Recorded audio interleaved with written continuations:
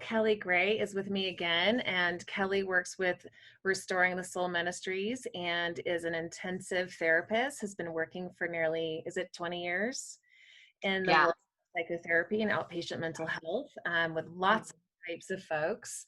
Specialties include, but are not limited to, working with couples, trauma, and teaching on the Enneagram. Is that fair to Yeah. say? Yes. Okay. All And that and more. okay, anything else you want to add? No, that's perfect. Okay, so I'm getting a little bit interviewed by Kelley today, and to Mhm. introduce myself in case you haven't seen previous things, I'm Mary Ellen Mann, and I run Mann Counseling Group, and I've been working for about 25 years in mental health, and I am a clinical social worker, and definitely will say I specialize in trauma and sort of the mix-up of complex trauma that happens in childhood, and so that's a little bit of our topic for today. Mhm. Yeah. Yeah. Mary Ellen, I was wanting to hear you talk about the ACEs test and the ACEs scoring and what we can learn if people were to want to take a test like this and what it is. Yeah, so ACEs is basically an acronym that stands for Adverse Childhood Experiences, and it's a scoring system that basically asks for, it's a 10-point score, and some people will score 0, and some people can score all 10, but the idea is that if your score is over a 2, then you stand the chance of having less sort of enzymes that would protect your cells, making you much more prone to all sorts of chronic diseases, from autoimmune disorders, which is like diabetes, Crohn's, um, thyroid issues, and so forth. Also, of course, cancers and migraines, stomach issues of all kinds, more prone to issues with digestion, and of course, mental health issues like depression, anxiety, struggles with concentration, learning disorders. And Mhm. so ACEs basically is testing for whether the childhood experience was looking for ways to respond to stress or looking for ways to protect against stress. And when we say stress, we mean toxic stress, not the kind of Mhm. stress that challenges us to have a better, say, capacity for resiliency and flexibility, but the kind of stress that breaks down our sense of self and our capacity to trust our Mhm. judgment, really is what it kind of comes down to. How do Mhm. I stay in a safe environment? How do I protect myself? How do I know if I'm in one? So it's basically Yeah. looking at 10 different features, whether a person, and the score is online. You can just type it into Google and find one and take one for yourself. Yeah. Yeah. Yeah. Thank you for explaining that. And Yeah. so you do not have to share your own ACE score at all, but you Hmm. have a high one and have really been an extremely resilient and loving and strong presence in this world for so many Thank others. you. And so now I'm just curious, as a person who has really had to survive a lot of very difficult things. How are you, um, yeah, how are you doing in this current climate of, of quarantine and all these limitations that are placed upon you now and this loss of power that everyone is feeling, grief heavy in the air, so many sick and um, so many people lost from our country and many, many countries. So, in light of all of this, how are you managing right now? Well, I mean, my ACE score isn't, it was off and on, but the highest and worst part of my score was 8. So that means, like, 8 out of 10 markers for concern did exist. So, Mhm. was it every day? Was it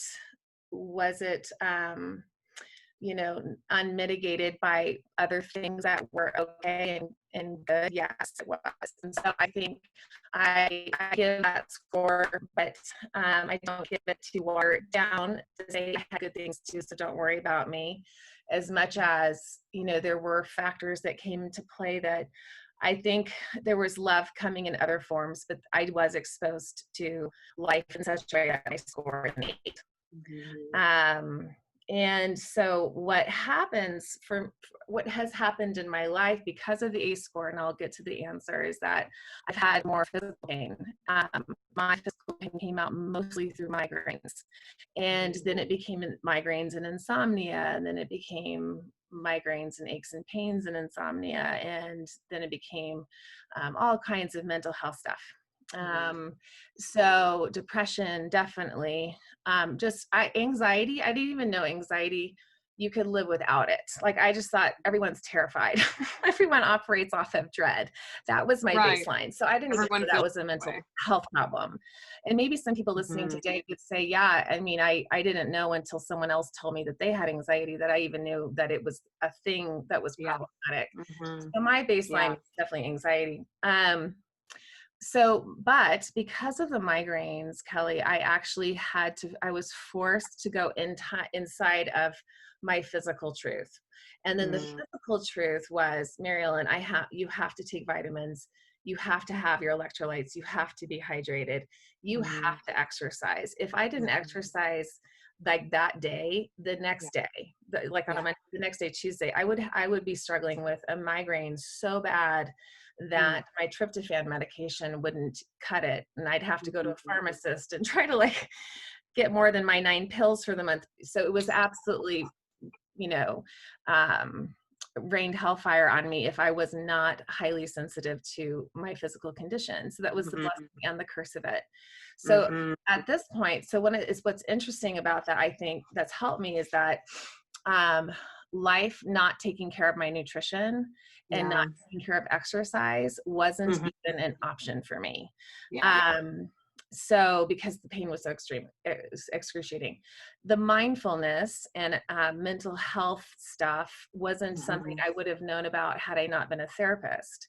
And Mhm. and then finally, kind of looking at um, how sleep plays into pain and Mhm. nutrition and exercise, all these things. I had to again go into the body. So I'm going to Mhm. talk about a few things that I think not only participate in my wellness and making myself better, but Yeah. I think they're scientifically proven and Mhm. fabulously discussed by Nadine Burke Mhm. Harris, who's a medical doctor who has been strident in teaching people the importance of doing an ACEs assessment on everyone that she Mm. sees medically. Mm. Not only the children, but the parents as well. Mhm. When she sees them in her clinic, her community clinic. Yeah. She's actually now the Surgeon General for California. And she's Wow. written a book called The Deepest Well. Mhm. I think I even have it right here, Mm. super marked up. Mm. And I heard about her through Dax Shepard's Armchair Expert. Yeah. And so basically in that interview, she talks about, and this is her subtitle, Healing the Long-Term Effects of Childhood Adversity. Mm. Um, because the deal is that the body is complex and intelligent. If you just do one thing, but it needs 4 more things, it's going to still not fix itself. Yep. Yep. So the deal is a real commitment to understanding like the adversity is real and it matters. Mhm. The other piece is a commitment that because it matters, it's going to require attention. Mhm. Is it fair that I have to spend my money or, on getting support, Yeah. resources together? No, it's not. Is there an injustice factor? Absolutely. Have I had a lot of anger? Absolutely. Yep. Have I seen that as I've submitted to that and committed myself to what she talks about are the 5 bufferings that help Mhm. us really safeguard and engage the parasympathetic part of our Mhm. autonomic nervous system. Mhm. uh, as I safeguard it and as I take care of it and as I create these bufferings, I see a reward and then I see a lot of generosity moving toward me. So there is Mhm. sort of a weird universal spiritual connection with others who are well because I'm pursuing this and I'm Yeah. pursuing wellness, and I get to be around a lot of people who have the fortitude to care about Mm. finding resources, which is amazing. Mm. It's a real gift to be in that scope of life with people. Mm. As a therapist and as a friend to you, and being around such amazing people like yourself. So what I want to highlight is the stuff I have been doing in my journey through the recovery of ACEs Yeah. score. But then how awesome it was for me to find out that these 5 buffering things are pretty approachable things that people can Mhm. find for free in some cases. Mhm. Nutrition is clearly food, which is clearly not free. However, there are many things that we could be doing, and I'll be giving segments on this stuff later and clarifying things more. But Yeah. in short order, it's absolutely getting a good, healthy type of sleep. Mhm. And I know we can go just a bit here. It's getting exercise, where she says you're breaking a sweat for about 45 minutes if you can, 5 days a week. Wow. And Okay. um, and then and what she's talking about with the breaking the sweat deal is that this is really cool. And I knew exercise helped me, but I wasn't clear on exactly what all it was doing. But just in terms of Mm. brain alone, it's giving you something called brain derived neurotropic factor, or BDNF. Yeah. And she calls Mhm. it the miracle grow of the brain.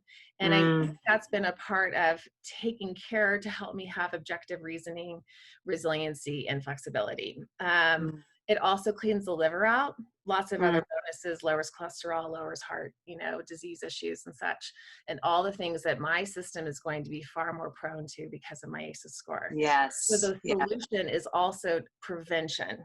Mhm. It's funky how it all kind of ties together. The other Mhm. thing is mindfulness, and mindfulness is it's not exercise. Mhm. Mindfulness is being able to hold space with ourselves and pay attention and take deep breaths and stay with kind of the boredom of it. But to do Mhm. mindfulness the way you've got to do it. Some people need it if Mhm. you're anxious. You need your mindfulness to kind of clip along. If Mhm. you're more on the depressed side, you need the mindfulness to really slow down. Mhm. And so there's a lot of good stuff with that. With yoga Mhm. posture, like if you're really anxious, bending forward or doing the down dog or sitting in your chair, Mhm. just bending forward will help Mhm. anxiety. If you're really depressed, holding your body up. This is Mhm. not exercise, so it's just mindfulness and awareness. Mhm. That's just holding your body up and moving the scapulas Mhm. together. Mhm. So just that plus some healthful thinking, which is what I'm going to get to next, is mental health. And mental health is really self-concept tied in with self-care. Mhm. And also remaining objective about the world around you. Being able Mhm. to see it for what it is, to appreciate and accept it, not so much to agree with it, and Mhm. knowing how to be in space but separate. Mhm. The fourth one is bonding, and most Mhm. specifically what we mean by bonding is a safe, stable, nurturing relationship. And so the way I've defined bonding for myself before I read this book is, do you have my back if I'm not there? Do you have my long-term best interest at heart? Mhm. And if I have built my reputation with you, not to take advantage of this statement, but can you give me the benefit of the doubt if I'm Yeah. breaking down and I'm being a little funky? Yeah. That, I think, safe and stable and nurturing for me. Beautiful. But That's I think beautiful. other people might have their own definition. Yeah. So that's something to think through for anyone listening. Like, what's your definition of safe and stable and nurturing? Yeah. Notice I didn't say, tell me what I want to hear, be it my beck and Mm-mm. call. Right. So I want to be Important. careful not to incite any manipulation with that one. And the final one is nutrition. And Mhm. nutrition, a lot of it for me is not never having chocolate, because I just fed you some or one, almost Uh-huh. chocolate, but you You tried. You tried to. I'm not like all sugar is horrible and we're all going to die if we have, some sort of corn syrup solid or something. It's not like that, but it's that I do have priority on supplements, amino Mhm. acids. I do take Mhm. medication. Um, Mhm. and I will, eat according to blood Mhm. sugar kind of things, Mhm. because migraines, they're really easily tripped up with blood pressure. Mhm. And so I have to be very careful Yeah. with anything that has a lot of sugar in it. I Yeah. just can't sit down and have a candy bar and then go Yeah. grab a juice. Like You can't that's pound never it. gonna No, really, you can't pound it. Don't pound it. but I know other people, it doesn't Yeah. seem to bother them as much. But Okay. nutrition, what they're really talking about is hydration and a balanced diet with a lot of good fresh vegetables and fruits in it. Awesome. That's So so those good. are the things that I want to at least share with today's audience, and you've been a fantastic Right. listener. I would love to know, do you have any thoughts just right now for yourself with those buffering? Again, that's Well, exercise, mindfulness, mental health, bonding, and nutrition. mhm.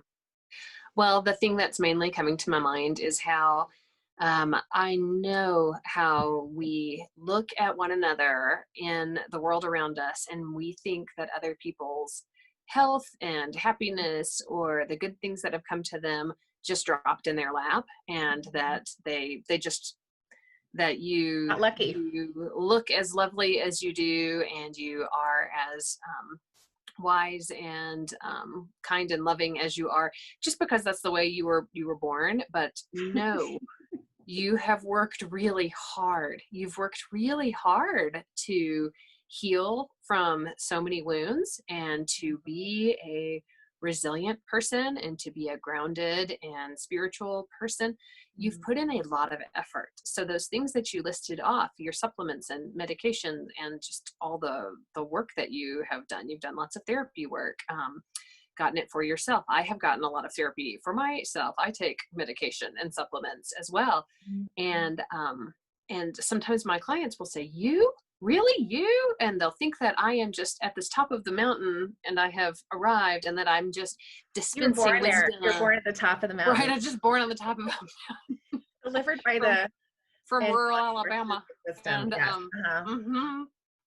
I know I do have some awesome lighting over here in this office. Well, nearly you are up. But to let people know that the healing process and the growth process, it is a lot of trial and error about what helps you, what heals you. Okay, well, that helped a little bit, but it didn't help me all the way. So what's a missing component that I need to add in? And that we're never done with the growth journey. We will keep growing. We have more to learn and more to heal all of our lives. And I'm so grateful I have engaged this journey towards greater wholeness and integration, because I have totally different problems at 42 than I had at 22. And I'm just thankful for that. I'm so thankful for that. Yeah. So anyways, thank you so much for sharing that and for sharing vulnerably, because everyone can learn from just a rock star therapist who just looks so super successful, but is willing to share that she's been through some ringers and really does a lot to help support herself. I am always telling people, I'll say these ways of being, this way that I am, or this knowledge that I have, it's not standard issue. I have worked so hard. I've installed so much software on this. Like, I got some real basic hardware, and I'm installing software all the time and debugging this thing all the time. Debugging it too. It's a lot of maintenance. Because you're de-rolling as you're engaging. You have to de-roll from something to engage that. So I like the idea of downloading and debugging.